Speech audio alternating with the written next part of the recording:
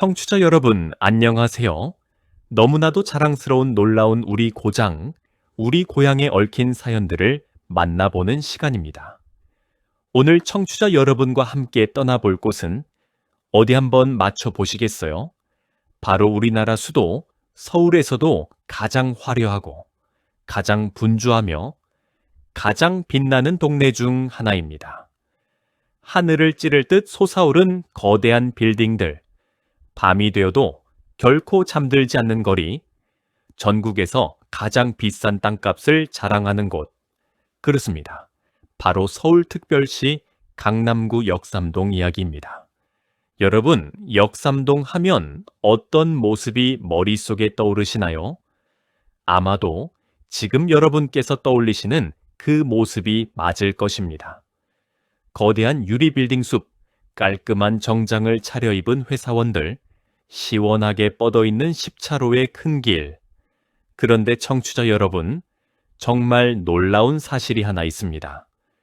불과 60년 전만 해도 이 자리에는 논과 밭, 그리고 야트막한 언덕 위에 옹기종기 모여있던 시골 마을들이 있었다는 사실입니다. 소가 쟁기를 끌고 농부들이 허리를 굽혀 모를 심던 그 한적한 시골 들판이 도대체 어떻게 대한민국의 경제를 움직이는 거대한 심장으로 변하게 된 것일까요? 그리고 그 옛날 이 땅에 살았던 우리 조상들은 어떤 사연들을 남겨두고 떠나셨을까요? 임금님이 도망치는 길에 말 위에서 죽을 듯이던 가슴 시린 이야기, 세 개의 역참 마을이 합쳐져 새로운 동네가 되었던 정겨운 사연, 그리고 무려 머나먼 중동의 도시 이름이 우리 동네 큰 길 이름이 된 신기한 사연까지 오늘 여러분과 함께 그 깊은 이야기 속으로 천천히 걸어 들어가 보겠습니다. 자, 마음 편안히 자리 잡으시고 따뜻한 차 한 잔 곁에 두시면서 들어주시기 바랍니다. 1시간 남짓 되는 이 시간이 결코 길지 않게 느껴지실 만큼 흥미진진한 이야기들이 청취자 여러분을 기다리고 있습니다. 청취자 여러분, 본격적인 이야기를 시작하기 전에 한 말씀 올리겠습니다. 놀라운 우리 고장, 자랑스러운 대한민국의 골고루를 응원하기 위해서 부디 좋아요와 구독을 꼭 한번 눌러주시기를 부탁드립니다. 화면 아래쪽에 있는 엄지손가락 모양의 단추와 그 옆에 빨간색 단추를 가볍게 한번 눌러주시기만 하면 됩니다. 여러분의 작은 손길 하나가 우리 고향 이야기를 더 멀리, 더 오래 전해드릴 수 있는 큰 힘이 됩니다. 잊지 마시고 꼭 부탁드리겠습니다. 자, 그럼 이제 본격적인 이야기를 시작해 보겠습니다. 먼저 역삼동이라는 곳이 도대체 어디에 있는지부터 알아보아야겠죠. 서울특별시 강남구의 한가운데, 그러니까 강남구의 정중앙에 자리 잡은 동네가 바로 역삼동입니다. 동쪽으로는 삼성동과 대치동, 서쪽으로는 양재동, 남쪽으로는 도곡동, 북쪽으로는 논현동과 어깨를 맞대고 있지요. 그러니까 강남이라는 큰 지역의 심장과도 같은 자리에 있는 것입니다. 역삼동은 다시 역삼일동과 역삼이동, 이렇게 두 개의 행정동으로 나뉘어 있는데요. 두 동네를 합친 면적은 무려 4.5제곱킬로미터, 그러니까 옛날 우리가 흔히 쓰던 평수로 따지면 130만 평이 훌쩍 넘는 넓은 땅입니다. 청취자 여러분, 이게 얼마나 넓은지 짐작이 가시나요?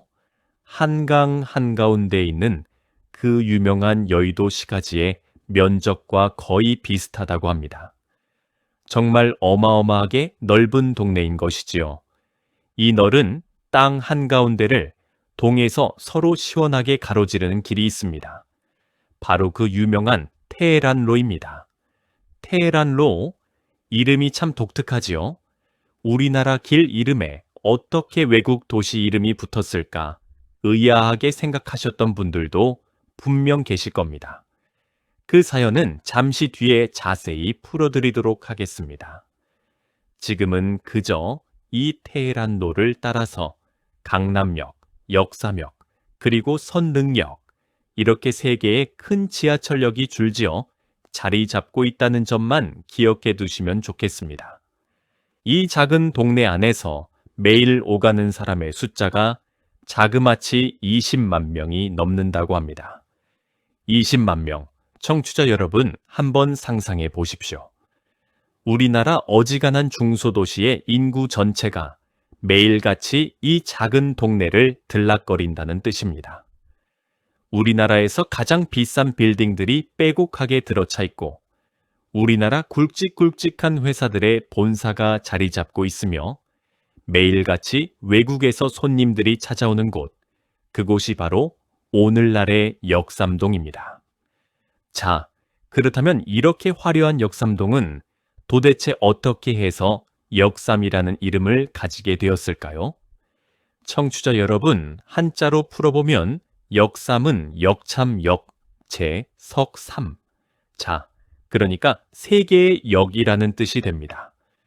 여기서 잠깐 역참이라는 말이 조금 어려우실 수 있어서 친절하게 설명을 드리겠습니다. 청취자 여러분, 우리가 지금은 역이라고 하면 을의 지하철역이나 기차역을 떠올리시지요.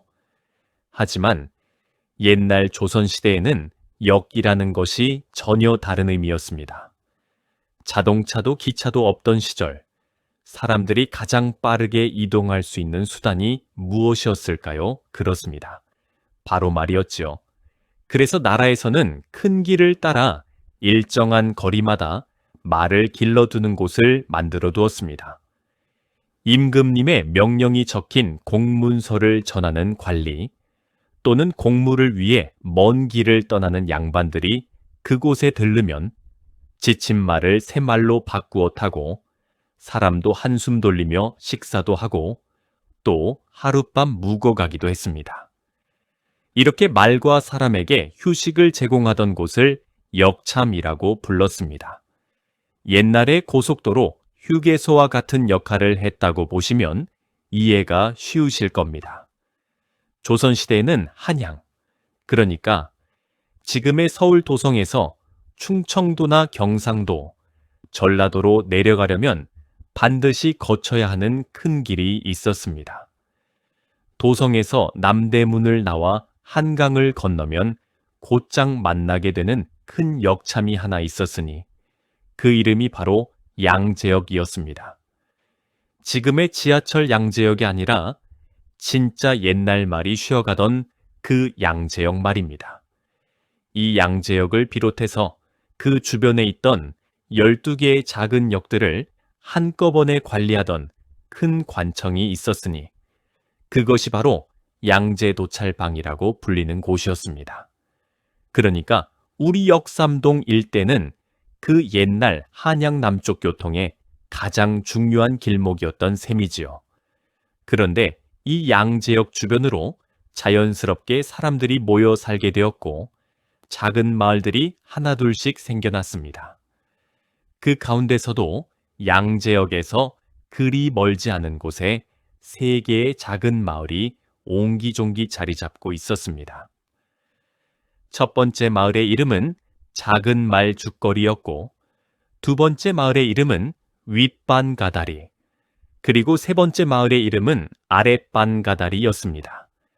한자로는 윗반가다리를 상방하교라 하고 아랫반가다리를 하방하교라고 적었지요. 반가다리라는 이름 어떠세요? 정겹지 않으십니까? 옛날 우리 어르신들께서 곡식을 찢던 그 반가가 마치 다리처럼 길게 놓여있다 해서 붙은 이름이라고도 하고 또 반가간 옆에 놓인 작은 다리에서 유래했다고도 합니다. 정확한 사연은 세월이 흘러 흐릿해졌지만 분명한 것은 우리 조상님들의 소박한 삶이 그 이름 속에 고스란히 담겨 있다는 사실이죠. 그리고 또 한 가지 흥미로운 사실이 있습니다. 지금 우리가 잘 아는 그 유명한 말죽거리라는 곳 들어보신 분들 많으시지요? 영화 제목으로도 유명하지 않습니까? 사실 그 진짜 말죽거리는 지금의 서초구 양재동에 있었습니다. 그런데 그 진짜 말죽거리에서 그리 멀지 않은 곳, 지금의 역삼동 자리에 또 하나의 작은 말죽거리가 있었던 것입니다. 그래서 사람들이 이 곳을 작은 말죽거리라고 부르게 된 것이죠. 그러니까 우리 역삼동 사람들은 본가 말죽거리에 이웃사촌처럼 가깝게 지내며 함께 그 예시하기를 공유하던 분들이었던 셈입니다. 자, 그리고 한 가지 더 놀라운 사실이 있습니다. 지금 역삼동의 한복판, 그러니까 지하철 역삼역 부근에 그 자리는 옛날에 영말이라고 불리던 마을이었는데요. 이 영말의 서쪽으로는 박석고개라고 불리는 작은 고개가 있었습니다. 박석이라는 말이 무슨 뜻인지 아십니까? 얇은 돌이라는 뜻입니다. 옛날 임금님이나 귀한 손님들이 그 길을 지나가실 때 진흙탕이 되지 않도록 그 고개 얇은 돌을 정성스럽게 깔아두었기 때문에 그런 이름이 붙었다고 합니다. 청취자 여러분 어떠십니까? 손님 한 분 모시기 위해 마을 사람들이 함께 돌을 깔던 그 정성, 그 마음이 느껴지지 않으십니까?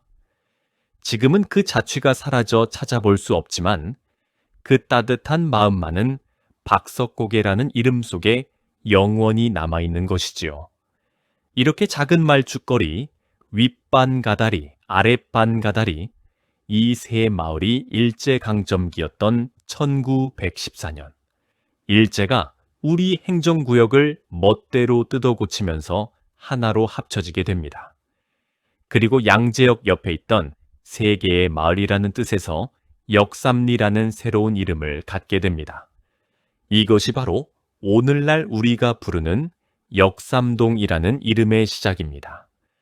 청취자 여러분 어떻습니까?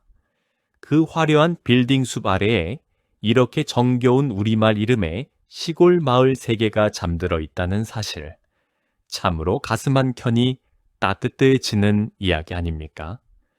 자, 그런데 역삼동에 얽힌 흥미로운 예시하기는 여기서 끝이 아닙니다. 작은 말죽거리라는 이름의 진짜 본가, 즉 큰 말죽거리에 얽힌 슬프고도 흥미진진한 사연이 하나 있습니다.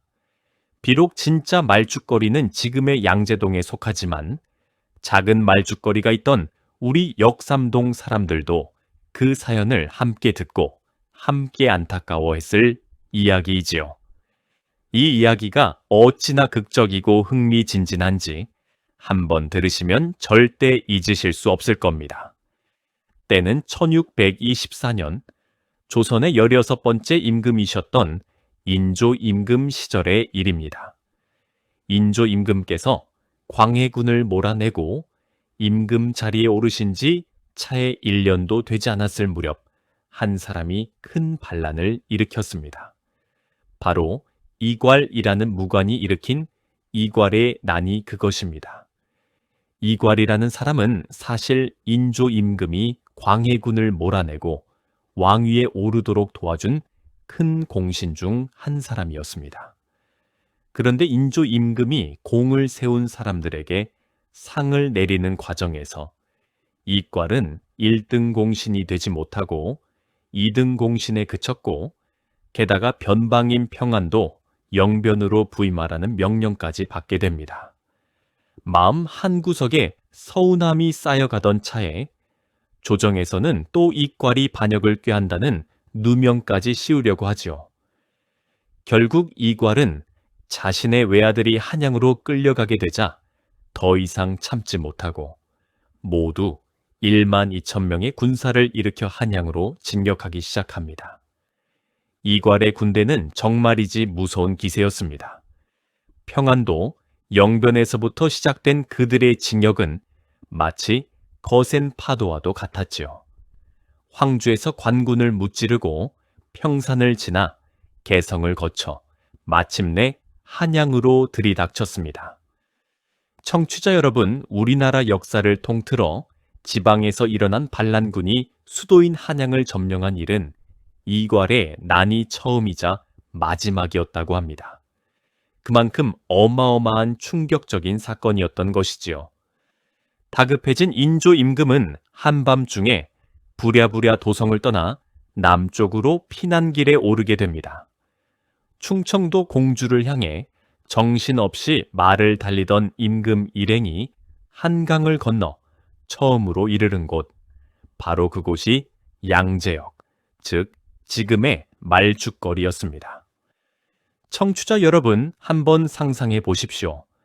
한 나라의 임금이 자신의 신하에게 쫓겨 야밤에 정신없이 도망을 치는 그 비참한 장면을 말입니다.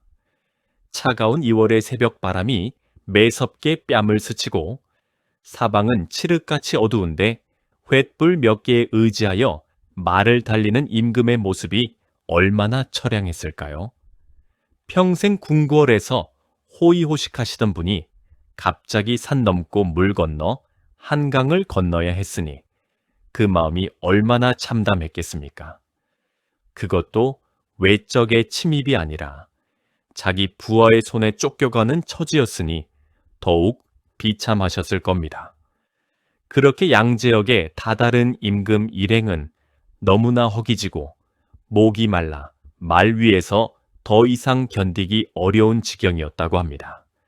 그때 그 마을에 살던 김이라는 이름의 한 유생, 그러니까 글 공부하던 선비 한 사람이 황급히 팥죽을 끓여서 임금께 바쳤습니다. 그런데 사정이 어찌나 다급했던지 인조 임금께서는 말에서 내릴 겨를도 없이 그대로 말 위에 앉으신 채로 그 따끈한 팥죽을 후루룩 들이켜고 다시 길을 재촉하셨다고 합니다. 이 일이 있은 후 사람들은 이 거리를 말죽거리라고 부르게 되었다고 합니다. 임금님이 말 위에서 죽을 뜨신 거리, 그래서 말죽거리, 참으로 슬프면서도 정겨운 이름이지 않습니까? 그 작은 말죽거리가 자리 잡고 있던 우리 역삼동 또한 이 가슴 시린 옛 이야기를 함께 간직하고 있는 셈입니다. 청취자 여러분, 역사의 한 장면 한 장면이 이렇게 우리 발밑의 땅 이름으로 살아 숨쉬고 있다는 사실, 참으로 신기하고 또 가슴 뭉클하지 않으십니까? 지금은 화려한 빌딩 숲이 들어선 그 자리에서 400년 전 어느 새벽 한 임금이 말 위에서 떨리는 손으로 팥죽을 들이키던 그 광경이 떠오르지 않으십니까?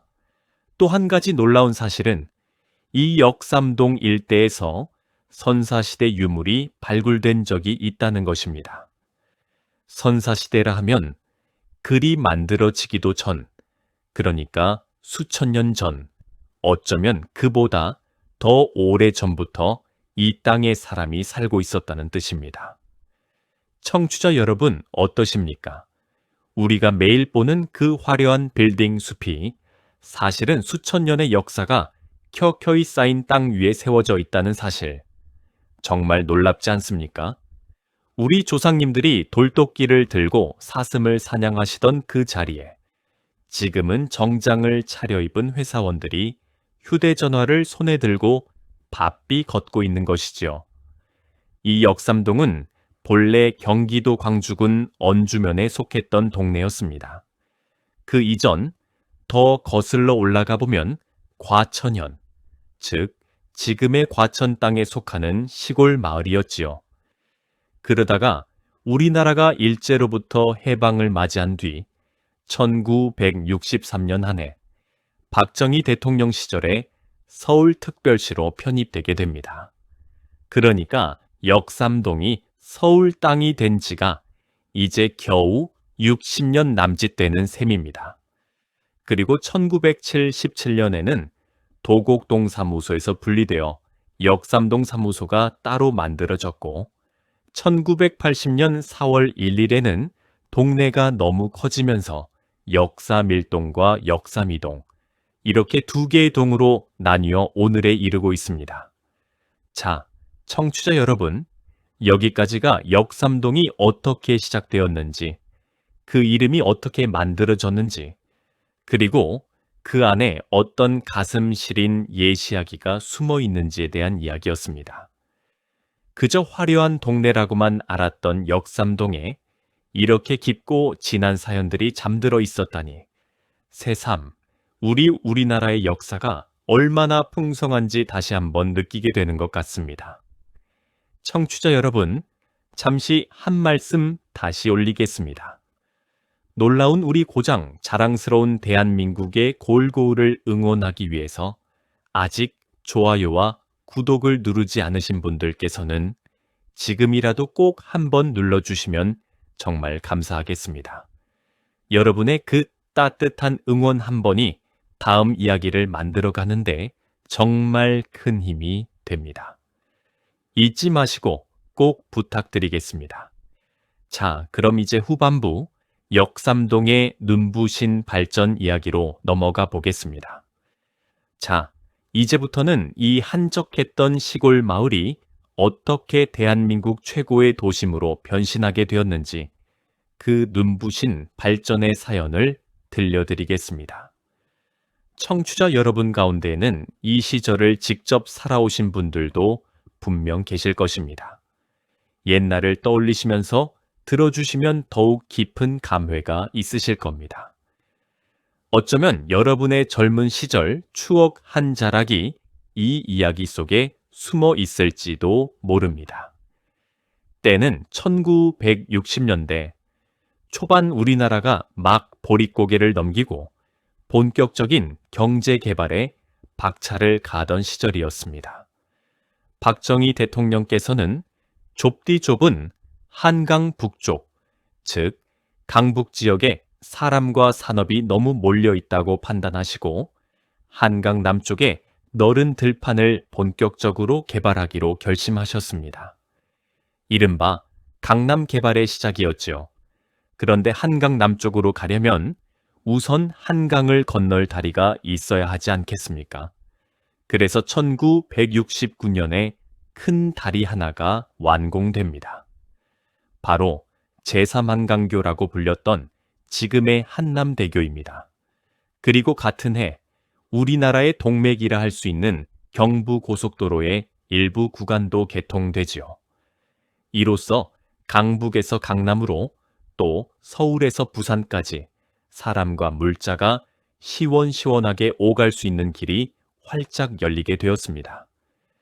이 다리와 고속도로가 놓이자 그 옛날 한적하기만 했던 역삼동의 운명이 송두리째 바뀌기 시작합니다. 정부는 이 일대에 폭이 무려 50m에 이르는 어마어마하게 넓은 큰 길을 여러 개 새로 닦기 시작합니다. 청취자 여러분, 폭 50m가 어느 정도인지 짐작이 가시나요? 보통 우리가 사는 동네 골목길의 폭이 넉넉 잡아 10m 정도 된다고 보면 그 5배에 달하는 어마어마한 너비입니다. 그야말로 자동차 10대가 나란히 달려도 끄떡없을 정도의 큰 길이지요. 처음 그 넓은 길이 들판을 가로지르며 바뀌던 모습을 보신 분들은 다들 입을 떡 벌리셨다고 합니다. 누가 이런 시골에 그렇게 큰 길이 필요한가 싶으셨을 겁니다. 그 큰 길들 가운데 가장 중요한 것이 바로 역삼동을 통해서 서로 가로지르는 그 길이었습니다. 처음 이 길이 만들어졌을 때 사람들은 이 길에 삼능로라는 이름을 붙여주었습니다.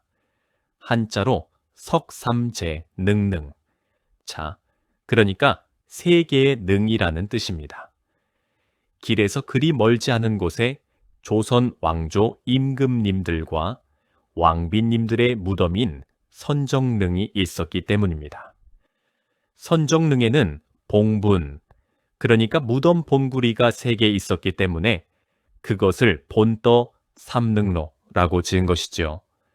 1972년의 일이었습니다. 그런데 청취자 여러분, 이 삼능로가 어떻게 해서 오늘날 우리가 아는 테헤란로라는 그 이상한 외국 이름의 길로 바뀌게 되었을까요? 여기에 정말 흥미진진한 사연이 숨어 있습니다.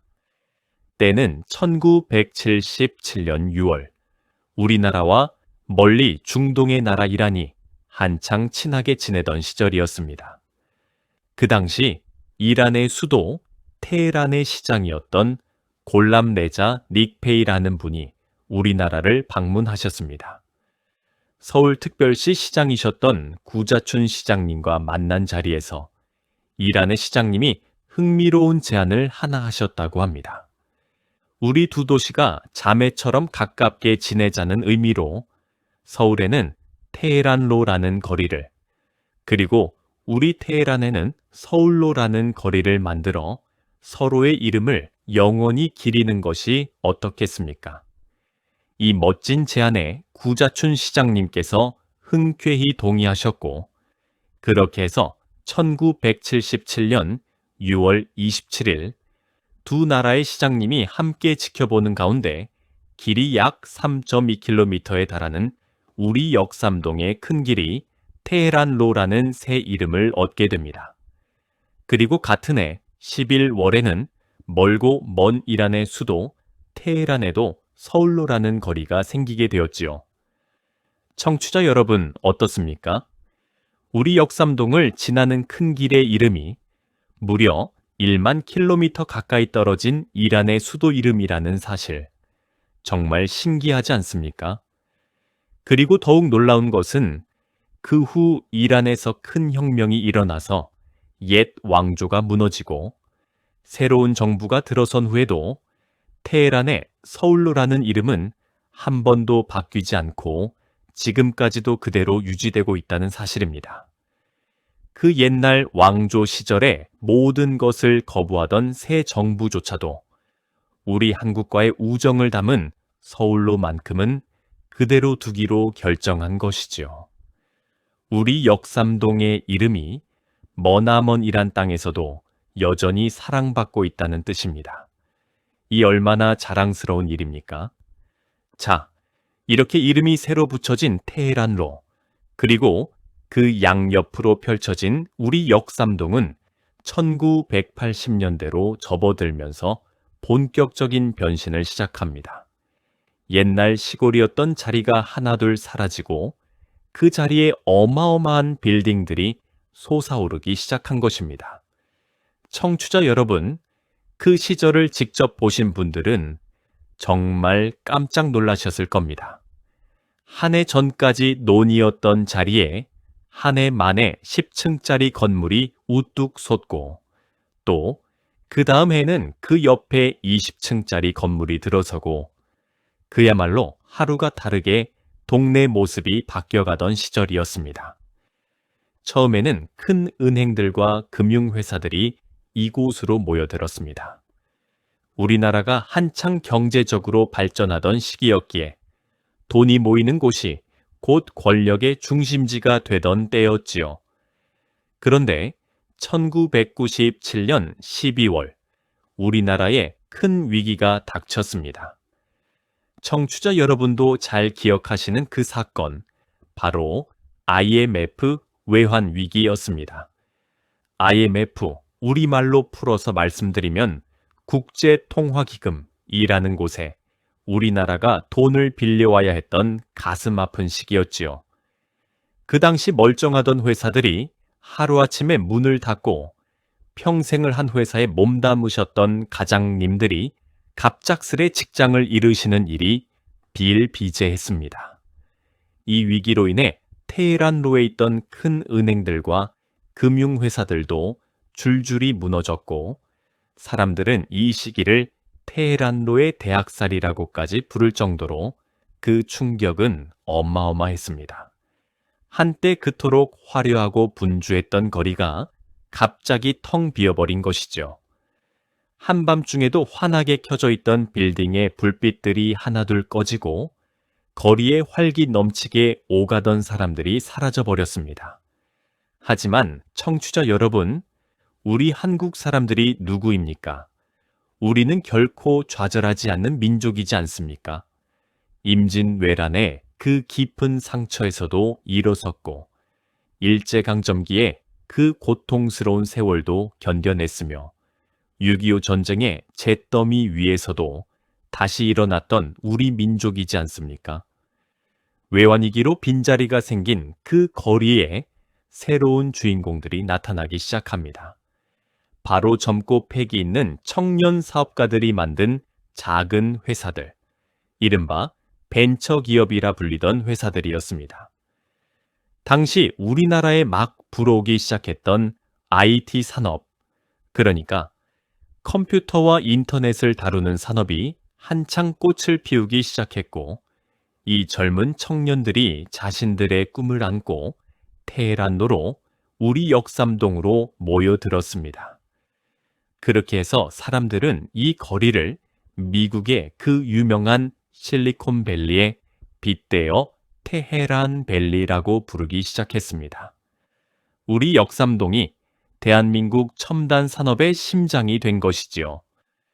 1990년대 후반부터 2000년대 초반까지 테헤란밸리의 빌딩들은 그야말로 밤낮을 가리지 않고 환하게 불을 밝혔습니다.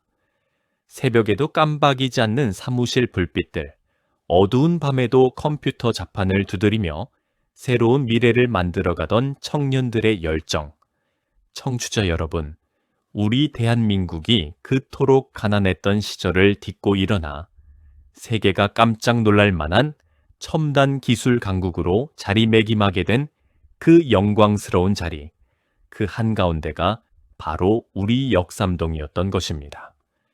우리가 그저 평범한 동네라고만 생각했던 그 자리가 실은 대한민국의 미래를 일으켜 세운 거룩한 성지였던 셈입니다. 자, 이제 오늘날 역삼동을 빛내고 있는 자랑스러운 명소들과 자랑거리들을 하나하나 짚어보도록 하겠습니다. 가장 먼저 떠오르는 곳이 있습니다. 바로 강남 파이낸스 센터라는 어마어마한 빌딩입니다. 청취자 여러분도 한 번쯤 화면이나 사진으로 보셨을 겁니다. 옛날에는 스타타워라고도 불렸죠. 이 빌딩은 2001년에 완공된 거대한 사무용 빌딩으로 지하 8층, 지상 45층, 높이가 무려 206m에 달합니다. 청취자 여러분, 206m가 어느 정도인지 상상이 가시나요? 보통 우리가 사는 아파트가 한 층에 약 3m 정도 되니까 70층짜리 아파트 높이쯤 된다고 보시면 됩니다. 한때는 우리나라에서 면적이 가장 넓은 빌딩으로 가격이 무려 2조 원이 넘는 어마어마한 가격으로 거래되기도 했습니다. 2조 원이라는 돈, 청취자 여러분 한번 생각해 보십시오. 빌딩 한 채 값이 우리나라 어지간한 도시 한 해 살림 예산보다 더 비싼 것이지요. 또 하나 빼놓을 수 없는 자랑거리가 있습니다. 바로 GS타워라는 빌딩입니다. 옛날에는 LG 강남타워라는 이름이었죠. 이 빌딩은 1999년에 완공되었고 높이는 약 173m, 지상 38층의 위용을 자랑합니다. 이 빌딩 안에는 LG 아트 센터라는 멋진 공연장도 있어서 우리나라뿐만 아니라 외국에서도 손꼽히는 음악가들과 예술가들이 와서 공연을 펼치는 명소이기도 합니다. 우리 역삼동이 단지 회사들만 있는 딱딱한 동네가 아니라 이렇게 문화와 예술의 향기가 흐르는 곳이라는 점도 자랑스럽지 않을 수 없습니다. 그런데 청취자 여러분, 우리 역삼동에 정말로 자랑스러운 곳이 또 하나 있습니다. 어쩌면 어떤 빌딩보다도 더 자랑스러운 그곳, 바로 국기원입니다. 국기원이 무엇 하는 곳인지 아십니까? 바로 우리 대한민국의 자랑, 전 세계가 인정하는 우리의 무도, 태권도의 본부, 이른바 세계 태권도 본부가 자리 잡고 있는 곳입니다. 국기원은 1971년 11월 박정희 대통령 시절에 처음 공사를 시작해서 1972년 11월 30일에 그 위풍당당한 모습을 드러냈습니다. 그러니까 올해로 벌써 53년이 넘는 세월 동안 우리 태권도의 정신과 기술을 전 세계에 전파해온 자랑스러운 곳이지요. 처음 공사가 시작될 때만 해도 이 자리는 그저 허허 벌판이었다고 합니다. 매서운 한겨울 추위 속에서 기공식이 열렸고 부족한 예산 속에서도 우리나라 태권도인들의 정성과 기업들의 후원이 모여 마침내 그 멋진 건물이 세워졌습니다. 국기원 건물은 외관부터가 정말 멋집니다. 청기화로 덮인 지붕은 우리 전통 한옥의 멋을 그대로 살려놓았고 건물 바닥에는 8궤를 상징하는 8개의 둥근 기둥이 떡 버티고 서 있습니다. 청취자 여러분, 8궤라는 것은 우리 태극기에 그려져 있는 그 신비로운 무늬를 떠올리시면 됩니다. 우리 민족의 정신을 건물에 그대로 새긴 것이지요. 처음 보시는 외국인들도 그 모습에 감탄을 금치 못한다고 합니다. 청취자 여러분, 한번 생각해 보십시오. 우리 태권도가 지금 전 세계 몇 나라에서 사랑받고 있는지 아십니까? 무려 188개 나라입니다. 그리고 그 나라들에서 태권도를 배우고 있는 사람이 자그마치 7천만 명에 이른다고 합니다. 7천만 명, 우리나라 인구를 2번이나 합친 것보다도 많은 사람들이 우리 태권도를 배우고 있다는 뜻입니다. 그리고 2000년 호주 시드니에서 열린 올림픽에서부터 우리 태권도는 정식 종목으로 채택되어 올림픽 무대에서 우리의 기상을 떨치고 있습니다. 이 자랑스러운 태권도의 모든 것이 시작되고 또 모든 것이 결정되는 곳, 바로 그곳이 우리 역삼동의 국기원입니다. 외국에서 관광객들이 한국에 오면 반드시 한번 들러본다는 명소이기도 하고 외국의 태권도 사범들이 일생에 한 번은 꼭 방문하는 성지로 여기는 곳이기도 합니다. 우리 대한민국의 정신이 깃든 그 자랑스러운 곳이 바로 우리 역삼동에 우뚝 서 있는 것입니다. 청취자 여러분 어떠십니까? 우리 마을에 이런 자랑거리가 있다는 사실, 가슴이 벅차오르지 않으십니까? 이외에도 역삼동에는 자랑할 만한 명소가 한둘이 아닙니다. 우리나라 굵직한 회사인 한국타이어 본사를 비롯해서 메리츠 금융 본사, 그리고 한때 외국 손님들이 사랑하던 르네상스 호텔이라는 이름의 호텔 자리가 지금은 센터필드라는 또 다른 멋진 빌딩으로 거듭났습니다. 또한 우리나라의 굵직한 회계 법인들과 외국에서 들어온 유명한 회사들의 한국 사무소들이 빼곡하게 자리 잡고 있어 그야말로 대한민국 경제의 심장이라 부르기에 손색이 없는 곳입니다. 지하철도 정말 편리합니다. 지하철 2호선의 강남역, 역사역, 선릉역이 모두 우리 역삼동에 있고 신분 당선과 9호선까지 함께 다니고 있어서 서울 어디든 빠르게 갈 수 있는 교통의 요충지이기도 합니다. 그 옛날 양재 도찰방이 있던 자리가 지금도 여전히 교통의 중심지로 그 명맥을 잇고 있다는 사실, 참으로 흥미롭지 않습니까? 400년이 흐르고 500년이 흘러도 그 땅의 운명은 좀처럼 변하지 않는다는 옛말이 정말 맞는 듯합니다. 자, 청취자 여러분, 그렇다면 이 화려한 역삼동의 미래는 또 어떤 모습일까요? 지금 이 순간에도 역삼동에서는 새로운 변화가 끊임없이 이어지고 있습니다. 옛 빌딩이 헐리고 더 멋지고 더 높은 새 빌딩이 솟아오르고 있고 옛날부터 있던 작은 골목길에는 세계 각국에서 온 음식점과 카페가 들어서서 외국인 관광객들의 발길을 끌어들이고 있습니다. 특히 우리 정부와 강남구청에서는 이 역삼동을 더욱 세계적인 사업 중심지로 만들겠다는 큰 계획을 가지고 차근차근 준비해 나가고 있다고 합니다. 옛 한국의 실리콘밸리였던 이 거리가 이제는 인공지능과 바이오, 그리고 다양한 첨단 기술을 이끌어가는 새로운 미래 산업의 중심지로 거듭나고자 노력하고 있는 것이지요. 한때 시골 들판이었던 그 자리가 이제는 세계의 두뇌들이 모여드는 곳으로 변해가고 있는 셈입니다. 또한 외국에서 우리나라를 찾는 관광객들이 점점 늘어나면서 역삼동의 호텔들과 음식점들도 더욱 다양해지고 멋스러워지고 있습니다.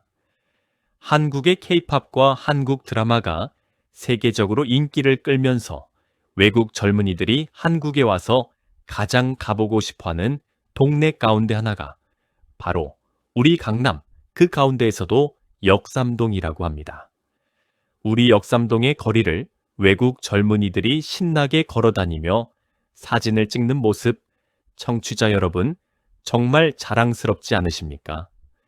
청취자 여러분, 우리가 살아오신 그 세월 동안 이 작은 시골 마을이 이만큼 발전했다는 사실이 그저 놀랍고 자랑스럽기만 합니다. 그리고 이제 우리 후손들이 또 어떤 새로운 역사를 이 땅 위에 써내려 갈지 그 모습을 지켜보는 것 또한 정말 흥미진진한 일이 아닐 수 없습니다.